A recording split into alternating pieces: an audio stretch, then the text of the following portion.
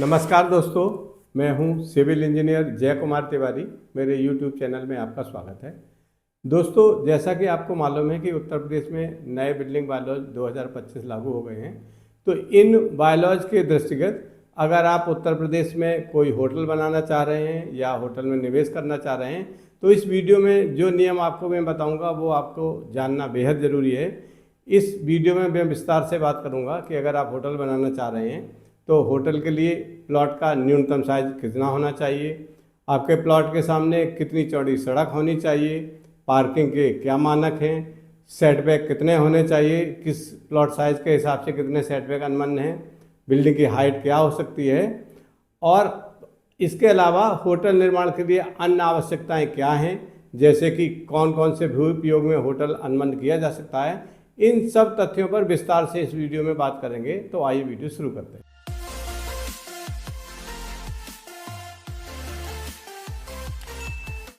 दोस्तों, जैसा कि मैंने बताया था, मैं आज बात करूंगा कि होटल निर्माण हेतु वर्तमान समय में उत्तर प्रदेश में प्रमुख मानक क्या हैं।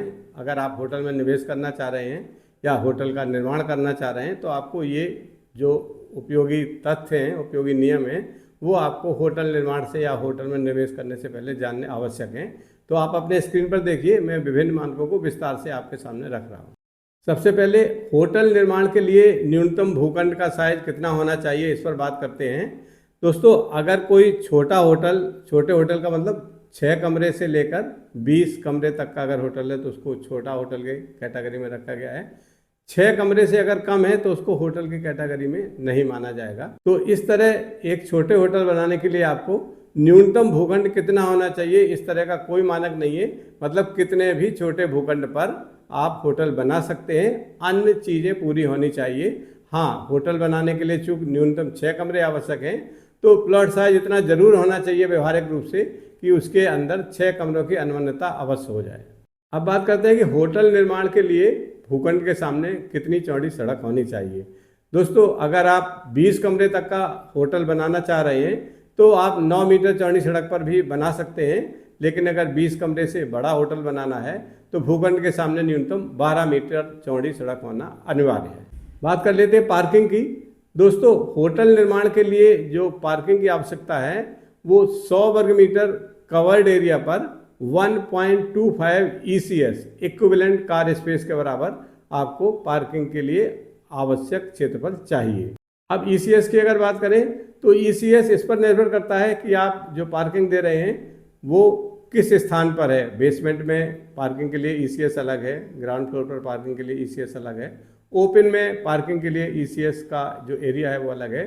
तो इस पर निर्भर करेगा कि आप पार्किंग कहाँ देना चाह रहे हैं, उस हिसाब से ECS निर्धारित होगा और 1.25 ECS के हिसाब से टोटल पार्किंग में कितना एरिया चाहिए आपको वो तय हो जाएगा। दोस्तों, अब बात कर लेते हैं कि न्यूनतम सेटबैक कितना वांछित है।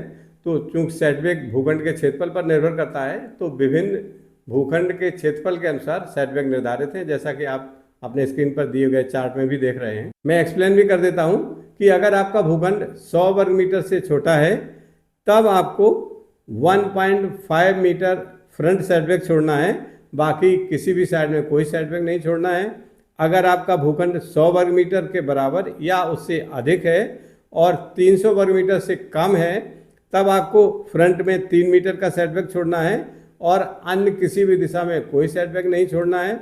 इसी तरह अगर आपका भूखंड 300 वर्ग मीटर के बराबर या उससे अधिक है और 1000 वर्ग मीटर से छोटा है तब आपको फ्रंट में 4.5 मीटर का फ्रंट सेटबैक छोड़ना है, रियर में 3 मीटर का सेटबैक छोड़ना है और दोनों साइड में, साइड सेटबैक 1 और साइड सेटबैक 2 में 1.5 या 1.5 मीटर सेटबैक दोनों तरफ साइड में छोड़ना है। इसी तरह अगर आपका भूखंड 1000 वर्ग मीटर या उससे अधिक बड़ा है और 3000 वर्ग मीटर से छोटा है तो आपको फ्रंट में 6 मीटर चौड़ाई का सेटबैक छोड़ना है, रियर में 3 मीटर चौड़ा सेटबैक छोड़ना है।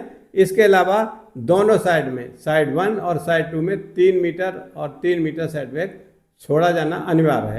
अब अगर आपके भूखंड का क्षेत्रफल 2000 वर्ग मीटर या उससे बड़ा है तो आपको फ्रंट में 12 मीटर चौड़ा सेटबैक छोड़ना है, रियर में 6 मीटर चौड़ा सेटबैक छोड़ना है और दोनों साइड में भी, साइड 1 और साइड 2 में भी 6-6 मीटर चौड़े सेटबैक छोड़े जाने अनिवार्य है। अब बात कर लेते हैं कि अगर आपके होटल की बिल्डिंग 15 मीटर से अधिक ऊंचाई की है तो यहाँ ये स्पष्ट करना आवश्यक है कि चाहे होटल की बिल्डिंग हो या 15 मीटर से अधिक ऊंचाई के किसी भी अधिभोग के भवन हो, तो उनमें सेटबैक समान है।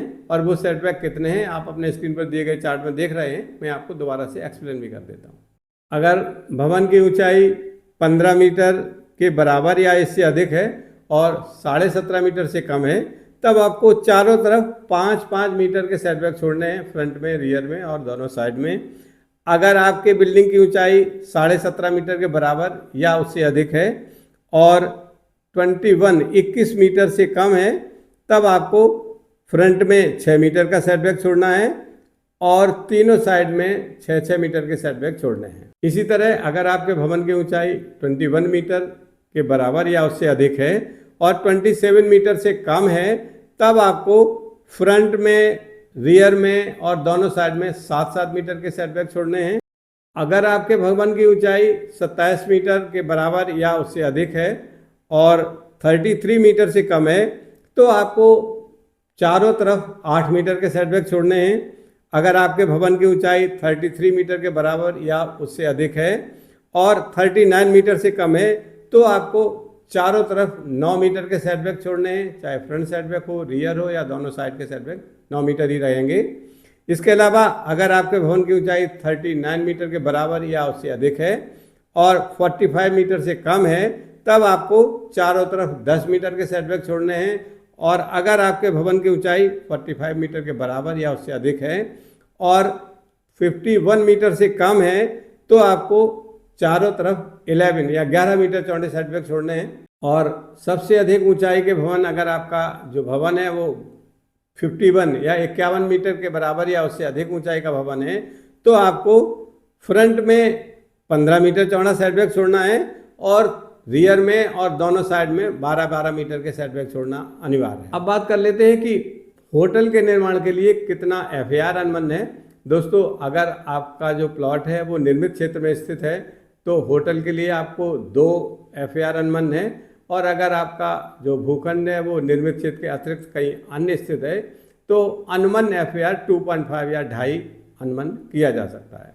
अब बात कर लेते हैं कि किस किस लैंड यूज में होटल अनुबंध किया जा सकता है।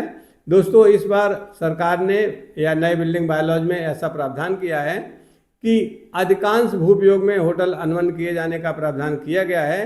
कुछ भूपयोग हैं जिनमें होटल अनुबंध नहीं हो सकता है, उनकी चर्चा कर लेते हैं। दोस्तों, कृषि भूपयोग में, वन क्षेत्र में, ग्रीन बेल्ट में, पार्क में एवं मनोरंजन भूपयोग को छोड़कर अन्य सभी भूपयोगों में होटल अनुबंध किया जा सकता है। इन भूपयोगों में होटल किसी भी तरह अनुबंध नहीं है। जैसा कि पहले ही मैंने आपसे बताया था कि न्यूनतम किसी भी भवन में अगर 6 कमरे होंगे तभी होटल की टाइटल से वो बिल्डिंग होटल में पास की जा सकती है। न्यूनतम 6 कमरे होना अनिवार्य है होटल के लिए। अग्नि सुरक्षा या फायर सेफ्टी और पर्यावरणीय स्वीकृति अनिवार्य है। होटल की स्वीकृति से पहले, होटल का नक्शा पास करने से पहले आपको एनवायरनमेंट का सर्टिफिकेट और फायर का सेफ्टी सर्टिफिकेट लेना अनिवार्य है। और जो दिव्यांगजन हैं उनके लिए आपको लिफ्ट लगाना और रैंप बनाना भी होटल के भवन में अनिवार्य है। इसका भी प्रावधान नक्शे में ही आपको करना पड़ेगा।